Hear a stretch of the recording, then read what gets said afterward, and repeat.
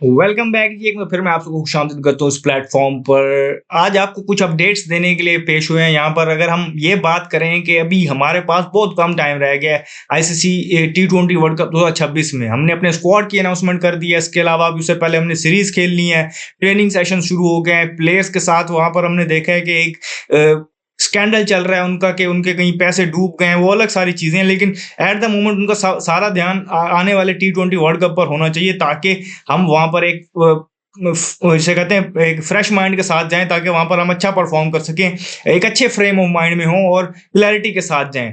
लेकिन हमने ये चीजें देखी कि एक तो हमें पता था जब ये शेड्यूल अनाउंस हुआ तो हमने उस पर एग्री किया होगा कि, और हमारी बातें वहां पर मानी गई कि हम इंडिया ट्रैवल नहीं करेंगे किसी भी सूरत में। और हमने देखा कि वहां पर वही हुआ कि हमारे सारे मैचेस जो हैं ग्रुप स्टेजेस के भी, फिर सुपर 8 के भी, फिर अगर हम आगे क्वालिफाई करते हैं सेमीफाइनल के लिए और फाइनल के लिए, तो वहां पर भी ऑल्टरनेटिव वेन्यूज मौजूद हैं श्रीलंका में। तो हमारी बात वहां पर इस हद तक मान ली गई थी, और हमारी बात यही थी कि हमें वहां पर खेलना है और हम इंडिया ट्रैवल नहीं करेंगे। हमारी बात वहां पर मान ली गई थी।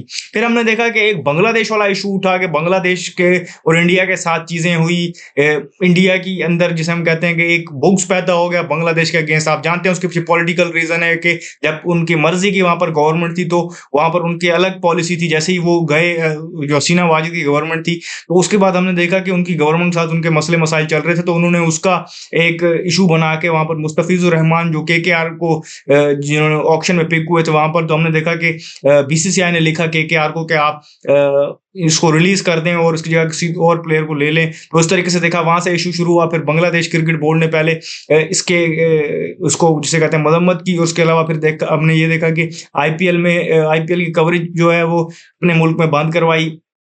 फिर इसके अलावा उन्होंने ये बयान दिया कि हम नहीं जाएंगे वर्ल्ड टी20 के लिए, हम इंडिया ट्रैवल नहीं करेंगे। और फिर एक उन्होंने एक स्टांस ले लिया कि भाई हमारे हमें सिक्योरिटी कंसर्न है कि अगर वो ये कहते हैं कि एक मुस्तफीज को वो सिक्योरिटी नहीं दे सकते, तो हमारी पूरी टीम को कैसे सिक्योरिटी देंगे। और वो सारे इश्यूज हम सब जानते हैं, जो सारा एक एपिसोड हुआ। और एट द एंड हमने देखा कि कुछ वार्निंग्स के बाद आईसीसी ने उनको जो है टूर्नामेंट से निकाल दिया और स्कॉटलैंड को शामिल कर लिया बांग्लादेश की जगह। तो इस मौजू पे सारी सिचुएशन हुई। अब यहाँ पर बांग्लादेश का जो स्टांस था वो बिल्कुल ठीक था, क्योंकि पहले एक अगर आईसीसी ये हरकत ना करता तो फिर कोई और बोर्ड ये ना कहता। आईसीसी ने पहले ही हरकत की थी कि जब इंडिया ने आईसीसी को कहा था कि हमारी गवर्नमेंट हमें ये कह रही है कि हम पाकिस्तान नहीं जा सकते, तो उनको वहां अलाउ किया गया। उसके बाद अब बांग्लादेश ने भी वही प्ली ली कि उनकी गवर्नमेंट उनको नहीं अलाउ कर रही, तो वो नहीं जा सकते। तो दोनों सिचुएशन में एक ही तरह का स्टांस था। तो दोनों को यहाँ अगर आप पहले वाला ना मानते तो आज ये दूसरे वाले की नौबत ना आती। और आईसीसी को मैं कहता हूँ फॉर ऑल प्रैक्टिकल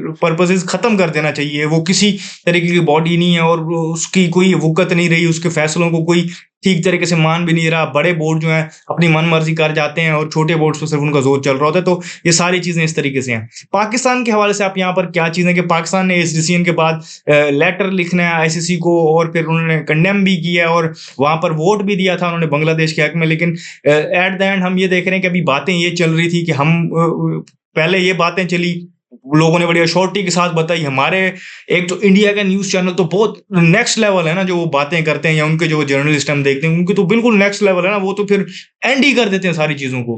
लेकिन अब हमारा मीडिया उनसे बहुत पीछे नहीं, यहाँ भी बंच ऑफ जोकर्स है और बड़े बड़े न्यूज चैनल है, बड़े बड़े आउटलेट्स हैं। वहां पर पहले उन्होंने खुद खबर लगा दी, मीटिंग से पहले ही जो पीसीबी चेयरमैन की और प्राइम मिनिस्टर की मीटिंग थी उससे पहले उन्होंने लगा दिया कि पाकिस्तान बॉयकॉट करेगा, नहीं जाएगा टी20 वर्ल्ड कप के लिए। जब स्क्वाड अनाउंस हो गया तो नया चूरन लेके आ गए कि इंडिया वाले मैच का बायकॉट होगा, इंडिया वाले मैच का बायकॉट होगा। हमने देखा कि जर्नलिस्ट ने आजकल एक नया सिंबल वो आया हुआ है आंखों वाला, वो लगा के लाल बत्ती लगा के लगाया हुआ है कि युगांडा फॉर पाकिस्तान, पता नहीं इस तरीके से चीजें। मतलब आपको ये वो सेंस देना चाह रहे थे कि बड़ी न्यूज ये आने वाली है कि हम टी20 वर्ल्ड कप 2026 में नहीं जा रहे, हम या इंडिया वाले मैच का बॉयकॉट कर रहे हैं। फिर हमने देखा कि आज वो मीटिंग हुई, मीटिंग के बाद चेयरमैन की तरफ से हमारे सामने वो उनकी एक स्टेटमेंट आ गई कि वो इस फ्राइडे को या नेक्स्ट मंडे को डिसीजन करेंगे कि जाना या नहीं जाना।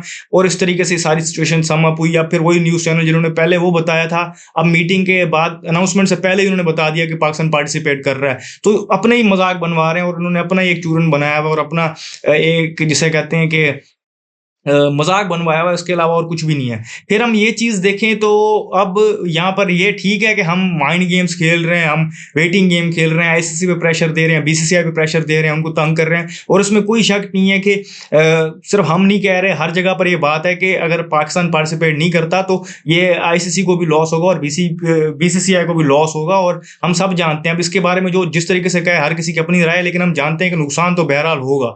लेकिन अब एट द मोमेंट होना ये चाहिए था कि करंटली हमारा सारा फोकस परफॉर्मेंसेस पे होना चाहिए था, प्लेयर की परफॉर्मेंस पे होना चाहिए था, पीसीबी का ध्यान इस तरफ होना चाहिए था और फिर पीएसएल के हवाले से जो ऑक्शन आने वाला है उस हवाले से होना चाहिए था और क्लैरिटी होनी चाहिए थी। लेकिन अभी हमारे पास ये क्लैरिटी नहीं है, तो प्लेयर्स के माइंड में क्या चल रहा है पता नहीं, उनको बैक ऑफ माइंड बताया गया या नहीं बताया गया। देखिए, मैं आपको बिल्कुल ऑनेस्ट ओपिनियन दे रहा हूँ कि ये सारा सिर्फ मीडिया गिमिक्स हैं। मीडिया पे शोर मचाया जा रहा है कि हम नहीं जाएंगे या हम इंडिया के मैच का बॉयकॉट नहीं करेंगे, हम देखेंगे कि एट द एंड सारे इसी तनख्वाह पे काम करेंगे। सब आपको यही एज शेड्यूल होता हुआ नजर आएगा कि हम श्रीलंका जाएंगे, वहां पर हम इंडिया से भी खेलेंगे, बाकी टूर्नामेंट भी खेलेंगे और इसी तरीके से सारा टूर्नामेंट कंक्लूड होगा। क्योंकि ये नहीं हो सकता कि आप इंडिया वाले मैच का वहां बॉयकॉट करके आगे अगर आपको उनके साथ सेमीफाइनल खेलना पड़ जाए या फाइनल खेलना पड़ जाए तो आप क्या करेंगे। तो ये सारी चीजें सिर्फ बातें जो ये मीडिया को घुमाने के लिए हैं और उस तरीके से जिसे कहते हैं कि मीडिया पे मसाला देने के लिए, इसके अलावा इसकी कोई वक़्त नहीं है। फिर अगर आप इस चीज को देखें कि माइंड में रखें कि प्लेयर्स कहाँ पर यहाँ पर स्टैंड कर रहे होते हैं। हमने देखा था कि एशिया कप वाले मैच से पहले भी एक जो हमारा वहाँ मैच था, गालबन ओमान के साथ था मैच, वहां पर भी एक पता नहीं था कि अनसर्टिनिटी थी कि हमने खेलना है नहीं खेलना, पार्टिसिपेट करना है नहीं करना, हमने एशिया कप से बॉयकॉट करना है। तो at the end effect players होते हैं, फिर उनकी परफॉर्मेंस भी इफेक्ट होती है। अभी अगर उनको नहीं कंफर्मेशन कि हम जाएंगे या नहीं जाएंगे तो वो कैसे फुली प्रिपेयर करेंगे, उनको पता ही नहीं है कि कल को वो जाएंगे वहां पर, अगर जा रहे हैं तो वहां पर आया श्रीलंका से खेले, इंडिया से खेलेंगे या नहीं खेलेंगे। ये तो सवाल ही नहीं बनता कि अगर आप जाएं और फिर इंडिया से ना खेलें, उसके बाद अगर वो आपके पास सेमीफाइनल में आ गए तो आप क्या करेंगे, सेमीफाइनल छोड़ के वापस आ जाएंगे आईसीसी इवेंट का, तो ऐसे करेंगे आप। तो ये नहीं होना। एक ऐसी जिसे कहते हैं कि हवा फैली हुई है और लोग उसको फॉलो कर रहे हैं, ट्रक की बत्ती के पीछे लगाया हुआ लोगों को। लेकिन एट द एंड मैं आपको बताऊं क्लैरिटी के साथ 100% कि जो सिचुएशन यही होनी है कि हम देखेंगे कि जब अनाउंसमेंट होगी तो फिर यही कहेंगे हम जाएंगे और फिर वर्बली थोड़ा सा बायकॉट वगैरह जो होगा वो होगा, शेड्यूल के मुताबिक सब चीजें होंगी और हम देखेंगे एट द एंड सब हंसी खुशी रहने लगेंगे और कुछ भी नहीं है, सिर्फ मीडिया गिमिक्स हैं। इस वीडियो में फिल वक्त इतना ही, मुझे दीजिए इजाजत, शुक्रिया, अल्लाह।